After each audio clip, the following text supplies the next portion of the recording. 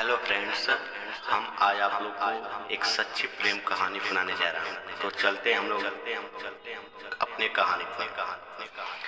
अनामिका मध्य प्रदेश से दिल्ली कॉलेज के लिए आई थी और अयान राजस्थान से उसी कॉलेज में पढ़ने आया था। अयान एक सीधा साधा सा लड़का था जो ना लड़कियों से ज्यादा बात करता और ना किसी से ज्यादा मतलब रखता। अयान की यह बात अनामिका को बहुत अच्छी लगती है और वह किसी न किसी बहाने से अयान से बात करने की कोशिश करती है। अनामिका दिखने में क्यूट लगती है और कुछ ही समय में अयान और अनामिका की दोस्ती हो जाती है। अयान धीरे धीरे अनामिका को पसंद करने लगता है। दोनों दिन भर कॉलेज में बातें करते, अपने हर लाइक डिसलाइक को शेयर करते हैं और कुछ समय में बहुत अच्छे दोस्त बन जाते हैं। अयान की लाइफ में पहले कभी कोई लड़की नहीं आई थी, जबकि अनामिका के पहले दोस्त थे और वह सबसे बात करती थी। अयान को यह पसंद नहीं था।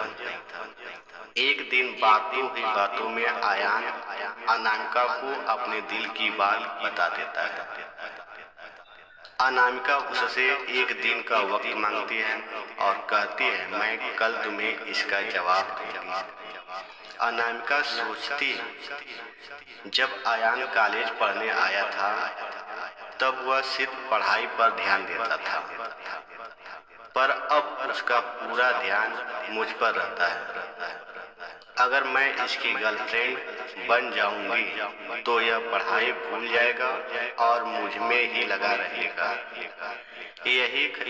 यही सब ख्याल अनामिका के मन में होते हैं और दूसरे दिन अनामिका अयान को मना कर देती है और कहती है, मैं तो तुम्हें बस अपना दोस्त समझती हूँ, इससे ज्यादा कुछ नहीं। मैं यहाँ पढ़ने आई और कुछ करने नहीं। तुम चाहो तो मेरे दोस्त रह सकते हो। अयान दोस्ती के लिए मना कर देता है और अनामिका को बहुत समझाता है, लेकिन अनामिका कुछ नहीं सुनती।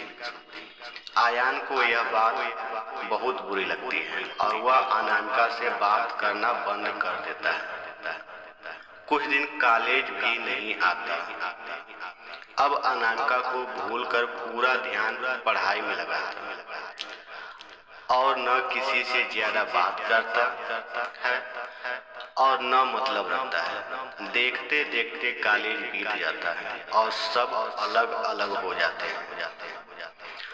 अयान कॉलेज में टॉप कर जाता है और सबसे पहले नौकरी पा लेता है। 2-3 साल बीत जाते हैं। न अयान को अनामिका का पता रहता है और न अनामिका को अयान का कुछ पता रहता है। अयान अपनी कंपनी छोड़कर एक नई कंपनी में ज्वाइन करता है, जिसमें उसकी पोस्ट पहले से बहुत अच्छी और सैलरी दोगुनी रहती है।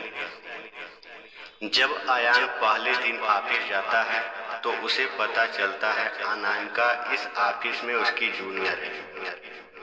वह उस पर बिल्कुल भी ध्यान नहीं देता है और काम में ही लगा रहता है। कुछ दिन ऐसा ही चलता है, पर दोनों एक दूसरे को पहले से जानते थे और एक दिन दोनों को एक प्रोजेक्ट के लिए साथ में बाहर जाना पड़ता है।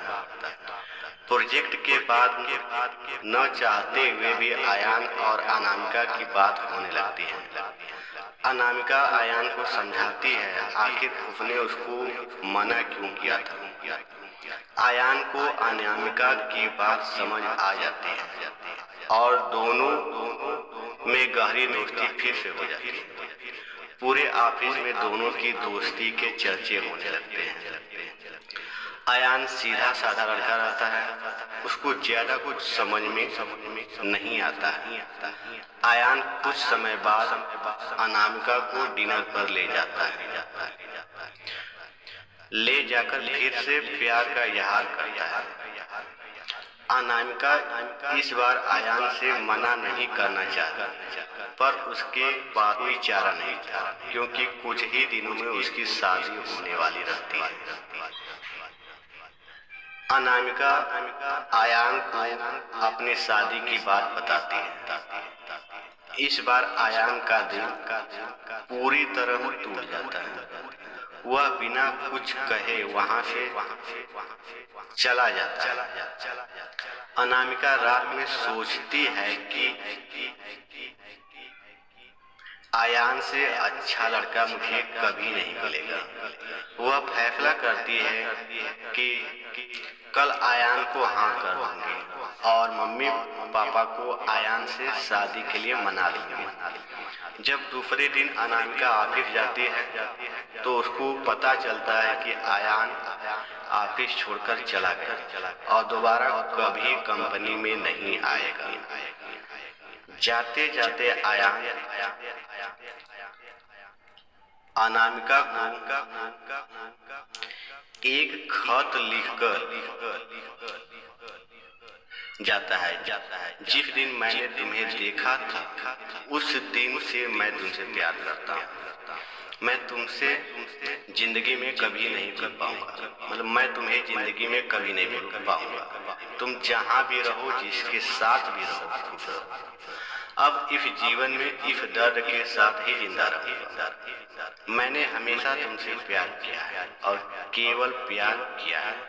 तुम मेरी जिंदगी में आने वाली पहली और आखिरी लड़की हो। अब ना मेरी जिंदगी में कोई आएगा और ना मैं किसी को आने दूंगा। मैं बस अब तुम्हारी यादों में रहूंगा। आज के बाद पूरी जिंदगी में तुम्हें कभी अपनी शक्ल नहीं दिखाऊंगा। बस भगवान से यही दुआ करता हूँ, तुम जहाँ भी रहो खुश रहो और शादी के लिए बहुत बहुत शुभकामनाएं। अनामिका आयान को खोजने की बहुत कोशिश करती है, पर कई साल के बाद भी उसको आयान नहीं मिलता और वह अपने माँ बाप की पसंद के लड़के के साथ शादी कर लेती है। इस तरह दोनों हमेशा हमेशा के लिए एक दूसरे से बिछड़ गए और दर्द के साथ अपनी जिंदगी व्यतीत करते हैं। तो इस कहानी से आप लोग को क्या शिक्षा मिलती है, आप लोग अवश्य कमेंट करें। और हमें उम्मीद है कि यह कहानी से आप लोग को बहुत ज़्यादा बेनिफिट मिलने वाला है। Thanks watching for video. तो अगले वीडियोज के लिए आप लोग तैयार रहिए।